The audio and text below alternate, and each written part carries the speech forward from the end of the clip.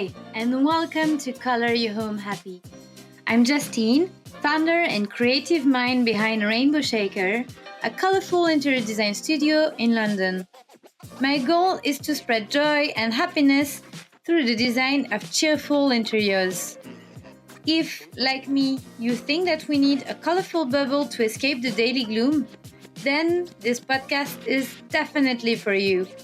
Each episode, I will be welcoming well-known guests from various colorful backgrounds. You won't find us speaking about the right way to use colors. In this podcast, I want to help you trust your intuition and give you all the confidence you need when designing interiors full of dopamine.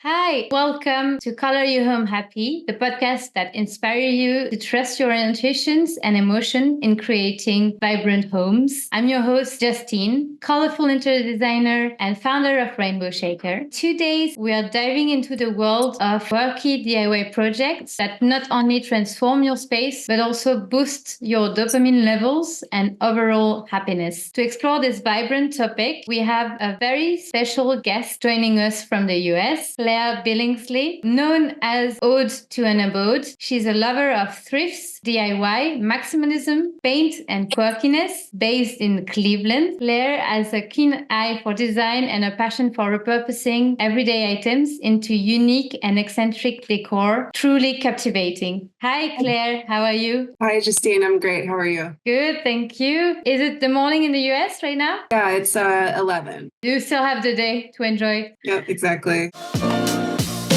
Can you tell us a bit more about yourself and about your colorful journey? Sure. Yeah. So I live in Cleveland, as you said. I bought a home 5 years ago that was in deep disrepair, and I didn't really have enough money to fix it up completely. So I've relied a lot on paint and small, almost renter-friendly DIYs and upgrades to help make the space feel more like me. After a few years of doing that on my own, I started sharing it online last year and have developed a really awesome community of people that also like my weird, colorful house and are inspired to try like more quirky, unique things in their own home. And it's been a great adventure. Yeah, so I've been following you for some time. I see that, as you say yourself, you're connecting to your inner child. Yes, exactly. Yeah. It's interesting because there was a period of time right after I graduated from university and I entered the workforce. I kind of felt this innate need to like tamp down on my colorfulness and my uniqueness. And I saw it in like my wardrobe and in my home. I was wearing lots of neutral things, trying to look very professional. My home was very gray, mid-century. Not that there's anything wrong with mid-century, but it was just sort of like, oh, let me do what's trending. After a couple of years of that, it was when the pandemic hit and I started working from home, and I realized that this space and what I was wearing and everything was just not at all a reflection of me. And that's really when I started to, unleash my inner child,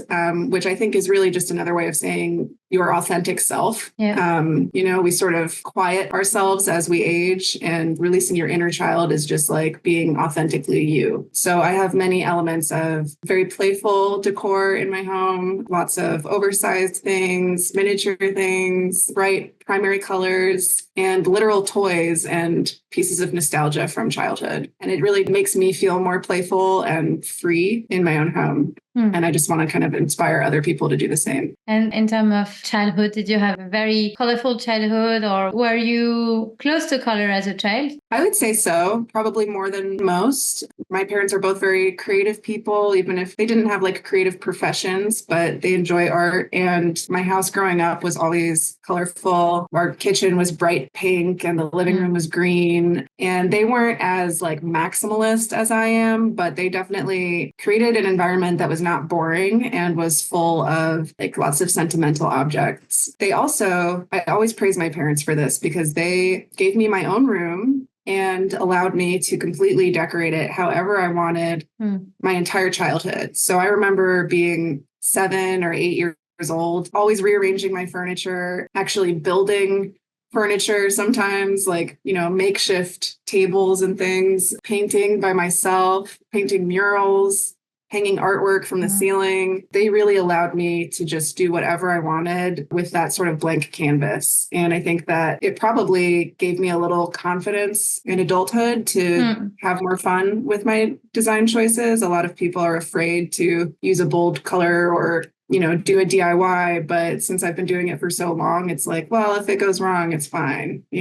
It's just an experiment. Yeah, they completely give you free reins and you can do your own mistakes. I think it's a great approach with children. At a young age, you don't have all those social boundaries or anything, and you just are free to do it. There is no in-between wall with your action and what you think. It's more fluid. I do think sometimes about the sort of balance between like impulsivity and planning out your design choices. I'm a very impulsive decorator. Almost everything in my house is like spur of the moment. All of a sudden, I want this room to be purple. So I'm going to the store and I'm getting purple paint, and that's happening tonight. And that definitely has its downsides. But I think to what you were saying, if we sort of just like go with our gut instinct and remove that voice in our head that's like, well, what if purple doesn't actually work in this space? It can open up some new possibilities for where your decor can go. Yeah, exactly. I see that you're the daughter of a builder. That's right.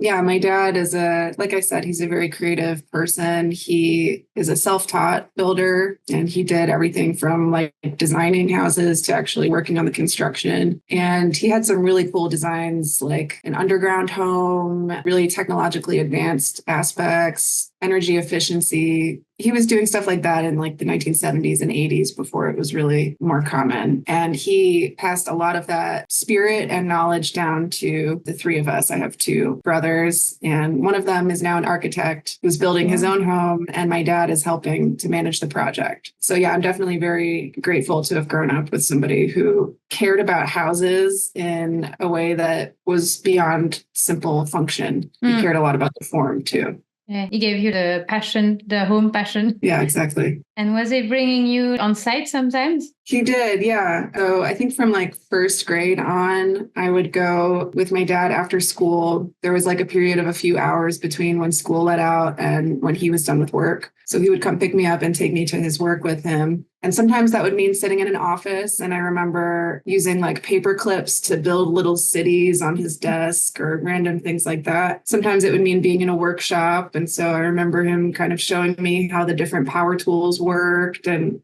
climbing up on ladders to look down at him as he did everything. And sometimes it would be taking me to job sites. At that time, he was working for a nonprofit.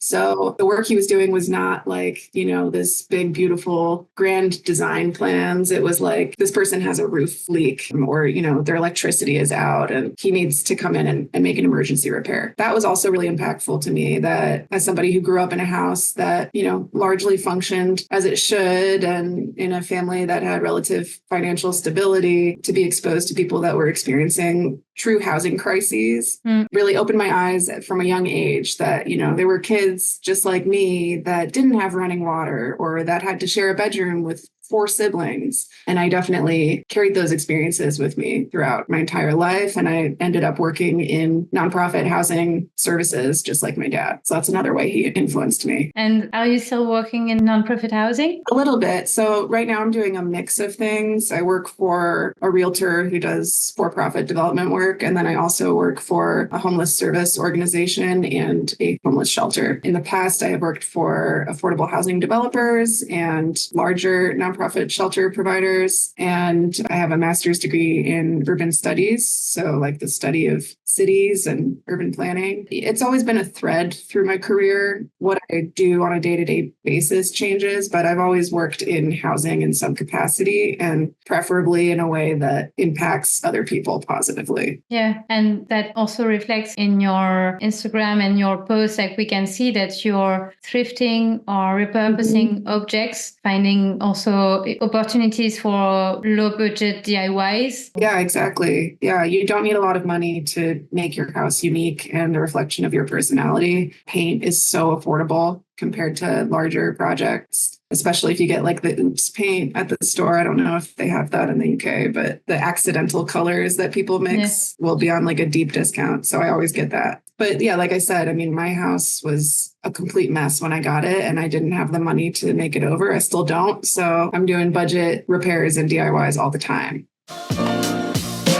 There is a word that is very trendy right now, and it's the theme of our episode, dopamine. The dopamine is the happy hormone because it's a neurotransmitter or a hormone that acts on the brain, is giving us feelings of pleasure, satisfaction, and motivation. We associate it to home design or DIY because doing something by ourselves, accomplishing something, having the satisfaction of it being done, nourishes our own self, I would say. It's funny. Yeah, we're all like brain scientists now. Yeah, as people do more and more by themselves, it's becoming really important. When you're doing your DIY, do you see that you have this kind of effect as well? Absolutely. Yeah. There's a sense of accomplishment that comes from any DIY project, regardless of if it turned out exactly how you wanted it to. Just the fact that you tried something that felt hard or felt, like a new skill that you had to learn. Just the act of trying is an accomplishment in itself that will release that dopamine. And then, yeah, if you can finish it, that's even better. But I've had plenty of projects where I tried and failed, and I was still proud of myself for trying something new, picking up a different power tool that I'm used to, or trying a tutorial I saw on TikTok or whatever. If you challenge yourself, you'll usually be rewarded. Yeah, sometimes you surprise yourself. Yeah. You're like, oh, let's try it and we'll see. And sometimes it works. We don't know how. Yeah,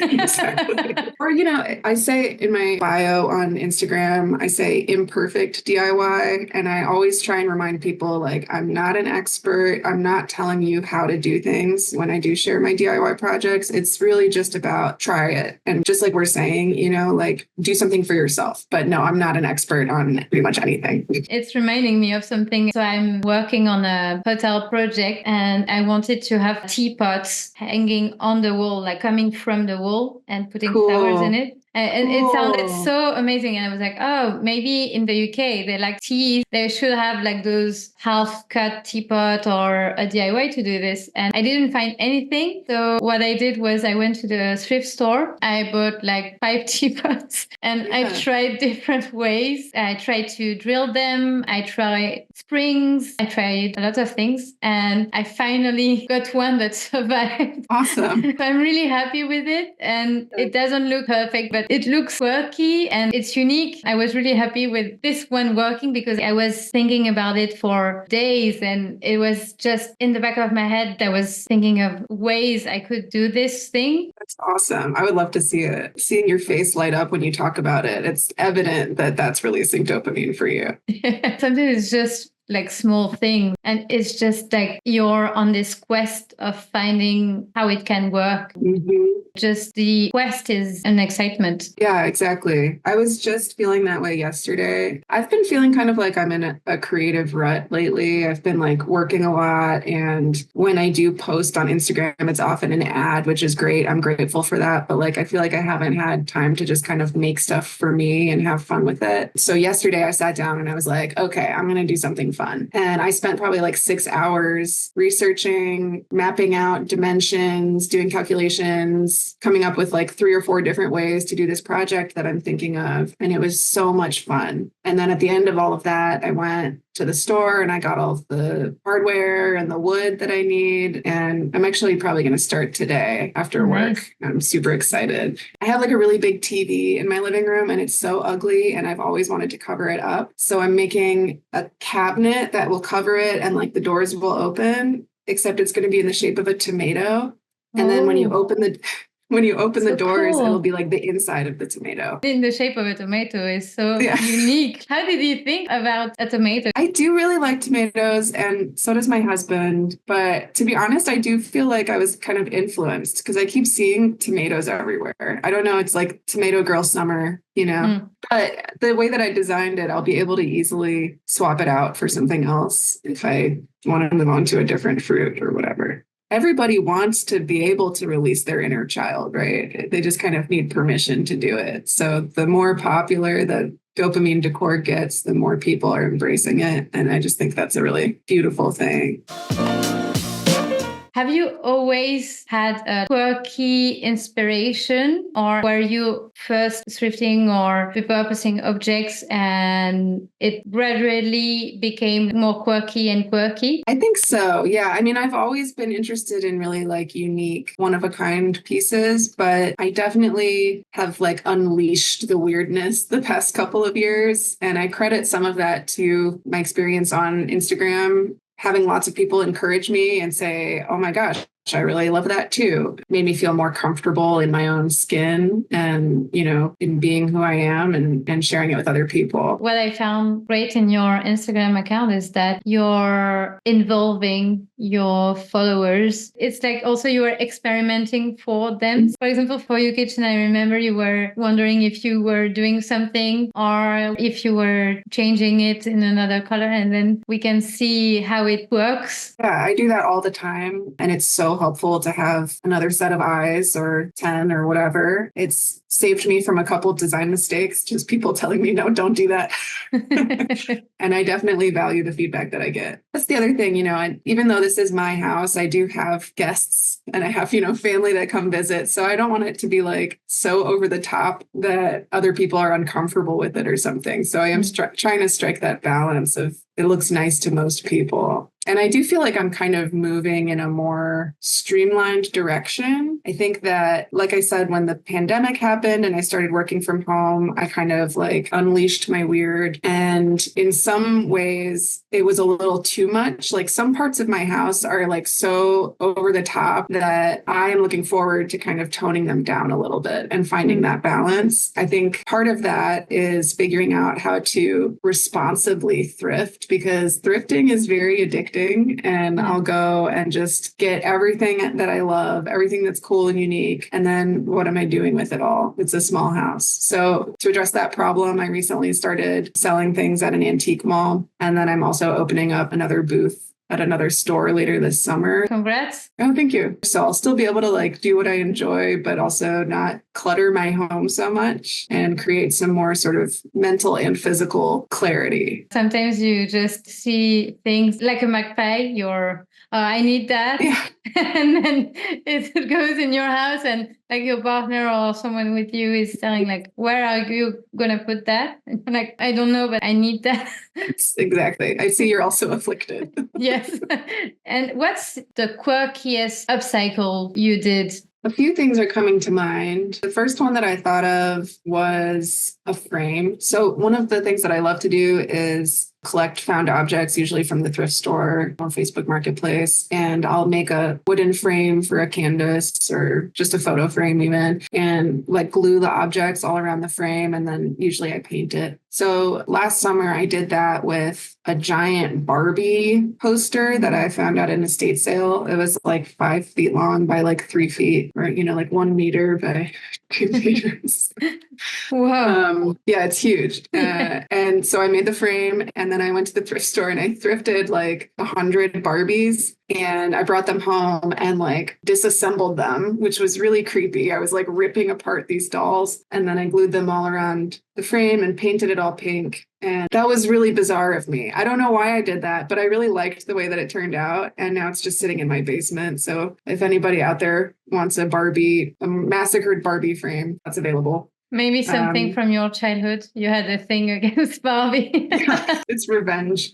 Revenge crafts. But really, I love that craft so much, the frame thing, because like once you paint it, it looks so streamlined, really, no matter what the object is. I've done it with so many different things, and I always love the way it turns out. Another weird one, I don't know if this is weird, but it's kind of quirky and also really easy and affordable. I did it a few times. You can thrift old dartboards, like vintage dartboards, and just screw some legs on the bottom. You could even just like attach it to an existing stool and then put a glass top on it. And it's just like a really cute, easy end table. Mm. I guess the paint in my living room is kind of bizarre. So my goal when I did it was to have this sort of like living organism on the ceiling that you follow throughout the house. So it was like a big amoeba, and it has like trails that lead to different parts of the house. Then when I put it up, it didn't quite feel right. So I added clouds. So now it's kind of like the sky, but it's kind of like an amoeba. It's kind of like a cow. I don't know. And that's one of the things actually that I'm planning to paint over, which has made a lot of people sad, but it didn't turn out how I wanted it to. And I've been kind of living with it the whole time. So whenever I look at it, there's a piece of my brain that's like, you need to redo that. So I'll be doing that this summer, but it was still fun, you know. How did it came to you? Was it a dream that you had? I don't know. It might have been a dream, actually. When I started decorating my house more authentically, I started thinking of it more as a living organism, I guess, because it's, you know, a reflection of me and my partner. So it's like reflecting that like human energy. But I did feel like as you're moving from place to place in the house, you're kind of like going through a body. And that's what inspired me to do the ceiling painting. But I don't know. I definitely still feel like it's a living organism. I just want a different representation of that. Yeah, I see what you mean, because it's like, for me, I always say the kitchen living room is like the heart of the. Traditionally, we also tend to use red with kitchen, and actually it's linked with red of the heart. It's making sense. Yeah. And then, you know, like hallways are like arteries or limbs connecting you to other parts of the body. Yeah, it's immersive.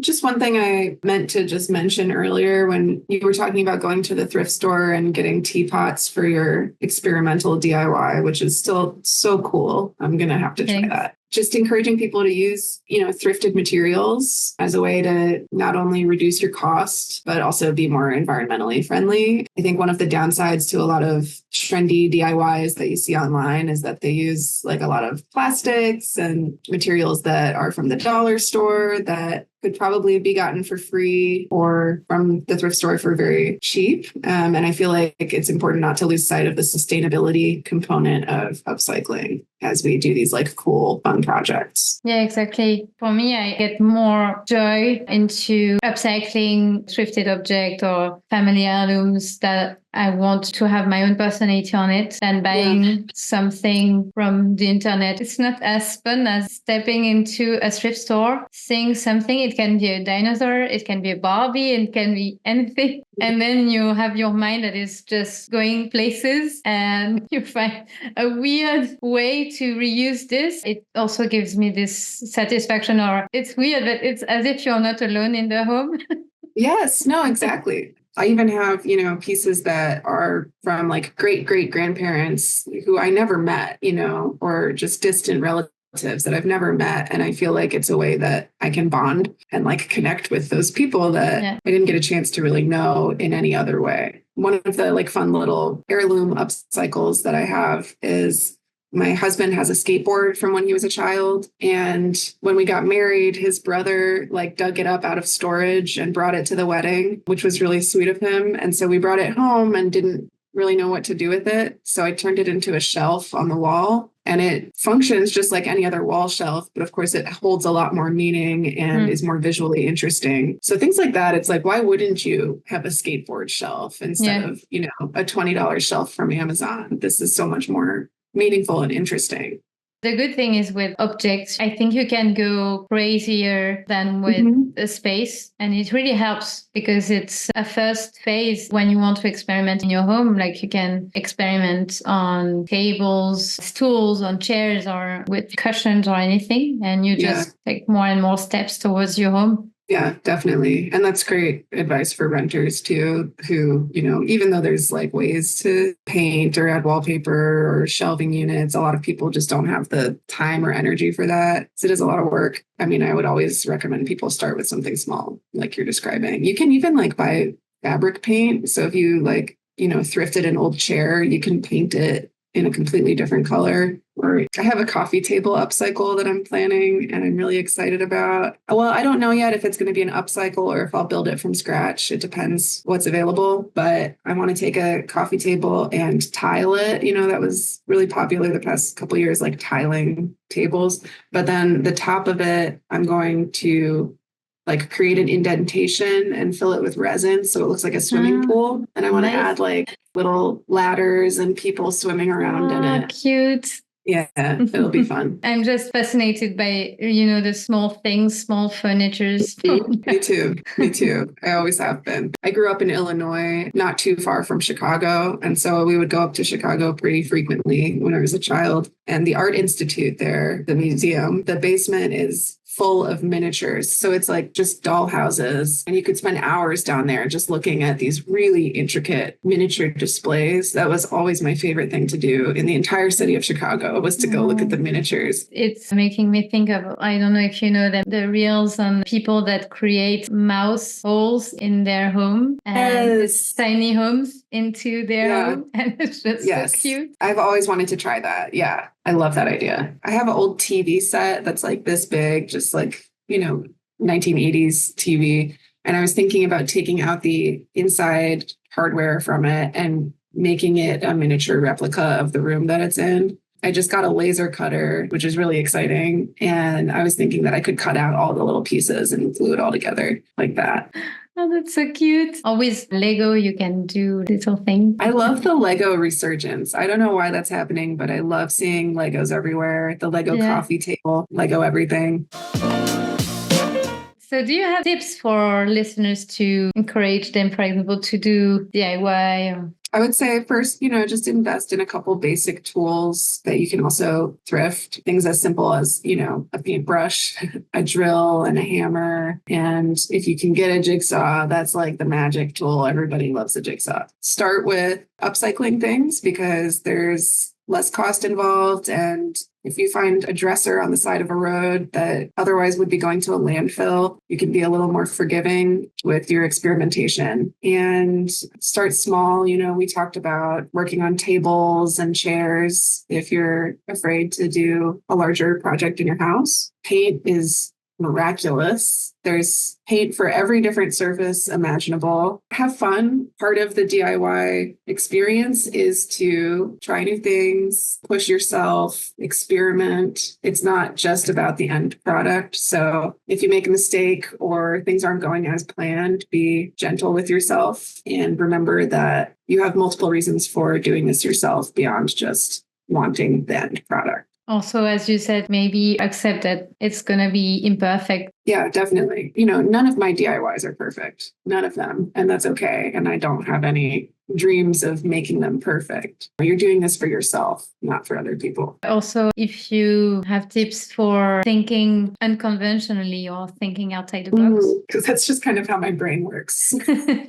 I used to work for this guy he was a big idea man, and he always wanted us to come up with new ideas. So he would have us do this thought exercise where he would give us an object like this pen, and he would say, write down every single thing that you could do with this pen. And you have 1 minute to write all of the things you could do with it. And so you start off thinking, more traditionally, well, I could write with it. I could use it to stir something. And then you progressively, your brain is forced to expand and think in unconventional ways. And so, I don't know, then you're making jewelry with it or taking it apart and using the ink for something else. Doing exercises like that, I'm sure has some sort of benefit to sort of expanding your perspective a little. And eventually you'll start seeing potential in everything. You have to deconstruct an object sometimes. Yeah. Or in reverse, right? So if you have an end product in mind and you're trying to think of unconventional ways to get there, like if you see a light fixture that you really like, and you notice the shape of the light fixture looks kind of like a bowl, right? So then you can go looking for the right bowl to turn into that light fixture. Yeah, it's almost like you have to kind of squint and start looking at things as just a blurry outline of what they actually are. Yeah, sometimes when you're fixating on things, even for me, it's like words or object, and you're just fixating, your mind is just trying to analyze this object and making you think as if you were seeing it for the first time. Yeah, that makes a lot of sense to me. I took a drawing class in college, and one of the lessons the instructor gave us was when you're drawing an object, like from a still life, you're not drawing the object. You're drawing the lines and the lights and shadows that you see in front of your face. Yeah. You forget entirely that, like, this is not a cup at all. This is just this shape. And sometimes one way that she would have us do that is to turn our paper upside down, or exactly what she did. But you could do it in a different way. Like if you just turn an object upside down and then draw it from that perspective, it helps you to release the expectation of what it is. Like brains have a predictive mechanism that helps us reduce the time that it takes for us to absorb and process information. So our brains are always making assumptions for us of what things are, which is how bias exists and stereotypes. But we're already guessing what an object is before we even really think about it. So you have to stop that process and sort of backtrack a little bit. Yeah. Or also you have this when you look in a mirror for some objects that are not symmetric, and then you don't see it as usual. Definitely. Another thing that I do kind of along those lines, like if I'm painting, I never know how to say this, but I do like hobby painting on canvas as well as like painting walls. So if I'm doing a painting or working on a certain type of DIY, I'll often step further back from it. I go to the far corner of the room to look at it. I'll take a picture of it, from different angles and look at the pictures instead of looking at the object itself, because you really do need to like change your perspective throughout the process to make sure that it's looking like how you actually want it to look. If you're too close to something, you can't get the full picture. A lot of time you're putting so much pressure in like achieving it on the first time and then it's done. But then sometimes you finish it and then in your mind you're thinking, oh, I don't think it's done or something is missing, but you don't know what. You can have multiple tries. You finish it first and then you see how you feel about it and what feelings it gives you. Sitting it in like a space somewhere where you want to put it, for example, if it's a furniture and you put it in a room, and then at some point your brain is going to be, what if I put tiny dots or just a circle or draw something different or paint it another color? Maybe it will work better. Absolutely. And that works for your house too. It's not just about objects. That's why I take paint so it's not serious at all. Like if you don't like a paint color, wait a week and then do it again. It's not that hard. It's not that expensive. And it makes such a big impact. So I'm always painting something. Yeah, for me, I think that's also why I do geometric form and shapes in the house, because I can experiment the color and the shape and having it sit in and then see if I want to grow the shape, have another shape, change the shape completely. And it's easier because I don't paint the whole wall, but just part of it. Yeah, one of my plans for the summer is to paint the entire downstairs living area in my house white and just like start completely fresh. And I plan to do something similar with small accent pieces. But yeah, I saw an article maybe like 2 years ago that was like, accent walls are so last year, like they're not cool anymore. And I unfortunately internalized that because I've always loved accent walls. Like I have one right here. It's a great way to add color without overwhelming the space. And then I read that article and I started second guessing myself and I didn't do them where I wanted to do them. And it's just another example of needing to like listen to yourself and just do what you actually like. Because now I'm going to go back and redo a lot of things that I shouldn't have done in the first place.